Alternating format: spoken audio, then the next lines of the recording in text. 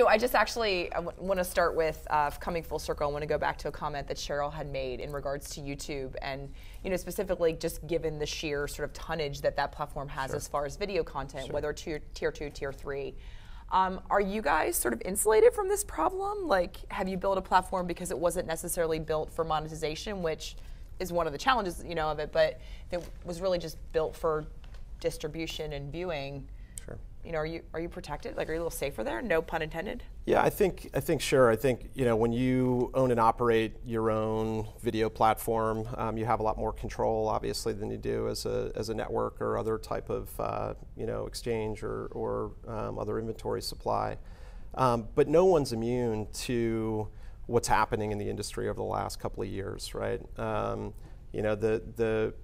The surge of non-human traffic and non-intentional traffic, however you want to define it, is really taken the entire industry by storm, unfortunately. But this too shall pass, and the main thing to keep focused on, I think, is that we have a fantastic industry that we're all very proud of, that we've built over 15 to 20 years, and we're not going to let some bad actors bring us down. And whether that's the supplier, whether that's the publisher, the buyer, the technology platforms in between, the measurement companies, we just have to get organized, and we have to fight back, and we have to do whatever it takes to make sure we protect our brands and make sure that they are not the victims of fraud. Because unto itself, non-human traffic is not fraud. Right? If no one ever pays anything for it, it's just some computer systems doing silly things, and if there are no dollars attached, then it's not it doesn't have a harmful economic impact, other than maybe some some cost associated with trying to keep that out from a publisher perspective, and obviously for the buyers as well. So I think we're very optimistic that we're going to be able to fight this. But back to your specific question about YouTube, we're very confident in the ecosystem we have, and then across the rest of Google, we are extremely confident as well. So, if you were a brand marketer responsible, and again, we're trying to confine this conversation to video right now, and this is not specific to fraud. I want you to step back and open it up. What's going to keep you up at night in regards to your video ad spend right now? Is this it? I mean, I think from a brand marketer's perspective, you're always thinking about trying to drive the maximum impact of your marketing dollars, whatever your objective or KPI is. I think sure you don't want to pay for things that aren't real, of course, but I would say at this point it's hopefully it's our job as the folks that work in the ecosystem, independent of the actual brands, to make sure they're not losing sleep over these issues. Yes, the independent studies are showing that there's a high percentage of non-human traffic that's surged over the last 2 years or so. But I think from an industry perspective, the bells have been rung. I think starting at the IAB conference earlier this year. I think the picture has been painted well enough that we as an industry are going to step in and make sure that that brand, whether it's a CMO or brand manager, doesn't have to stay up at night and can focus again on the things that are important to their brand, which is driving awareness or purchase or whatever the KPI may be. So if we talk about, with Ari previously, we sort of were analyzing the bearing of cost, right? So you could just, if it's a direct buy, right, you could just throw that back to the publisher as a value add. When you look at buying through automated platforms, exchanges, et cetera, then all of a sudden you're talking about, an ecosystem bearing that.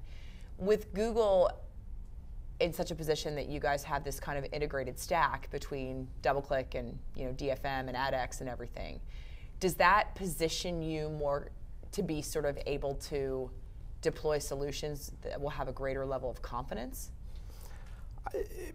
I'd like to say yes, but I don't think anybody's in the position yet to be able to determine that. You still think we're too early? I think we're too early. Certainly, Google as a company is extremely technically savvy, as I'm sure everyone agrees. And we're taking the situation extremely seriously. Our position is very much to also ring the bell in the industry. This is a significant problem. It is very real. It is not a group of small independent actors. It is an organized attack on our industry.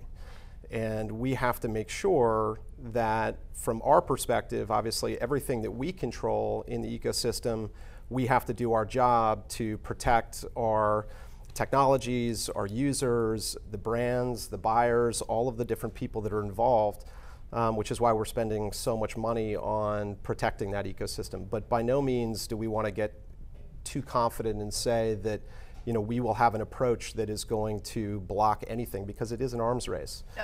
Of course, right? I don't think there's a one-stop solution. So, I mean, obviously, given the forum, we talk mostly about video, but I would like to take a step back for a second, right? So, if you just take gross numbers, the Atlantic's recent article, and I'm consciously not quoting the WSJ article because it was so alarmist. So, there's an Atlantic article a couple weeks ago that said that 61.5% of web traffic is non-human, and their Ad Age has suggested that there's $6 billion that it costs the industry, that fraud costs the industry, right? So I would love for you, how's that spread out? Let's just take $6 billion, whether or not you agree with it, I don't care. Sure. But if we talk about economic value destruction, right?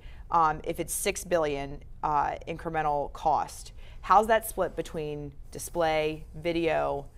Is search impacted there? Like, I mean, how broad reaching is it, and how would you divvy that up if you had to? It's a great question. I don't think I'm going to have a very specific answer on it. But what I can say is that we've already been down this road with search, right? And thankfully, the same type of effort yielded very, very good results, excellent results, where it's really not an issue that anybody thinks about globally anymore. That does not mean that we don't still fight it every single day and have significant cost associated with doing that work. In search, obviously, we have such a large position in the search marketplace, and so it was easier to some degree for one centralized company to be able to combat the bad action, because it was all contained within, or there was a large amount in our company. The difficulty with display and video is that it's fragmented all over the industry, and we are just one of many, many, many companies that are impacted by it. So I think, I would say right now search very low. I would say the majority of whatever number is out there is living a healthy balance between video and display. The challenge with video is that the CPMs are so much higher, right? So it's going to over-index from a cost from a opportunity cost lost or economic impact based on that inflation of CPM. But it is absolutely a problem in display as well. So. And I think it's slightly different too. I mean, it's okay. So. Where do you start? I mean, really, where do you start? You start by getting organized. As an industry. As an industry, right? I think the work that the MRC is doing, that the IAB is doing, that different open coalitions are. So everybody has to play nice together. Everybody has to play nice together. I think I think what is incredibly important is even if initially people are pointing fingers, eventually what will happen is everybody will realize that. In each other's shoes or seats, it's not easy anywhere across the board. So just like in the financial industry, just like in retail, there are going to be bad actors, bad people in the world, and the best way that we can combat that is to get organized, right? As a consumer, we may join a credit monitoring service. We put alarm systems on our house. It is a little bit sad, but at the same time, it is part of life. It's better than bars. It's better than bars, that's right. And we have technology on our side. We have a fiercely competitive marketplace with incredibly smart people around the entire ecosystem who should absolutely continue to come to these conferences, continue to join the committees, and come up with standards that everybody agrees about, and then also understand that this is something that we're going to have to be committed to for as long as it takes. And that could be 2 years, it could be 10 years, it could be 20 years, but eventually, if we reduce the economic incentive and put enough friction into the system for those bad actors to leave, I think we can force them out. Awesome. Thanks, Jay. Thank you.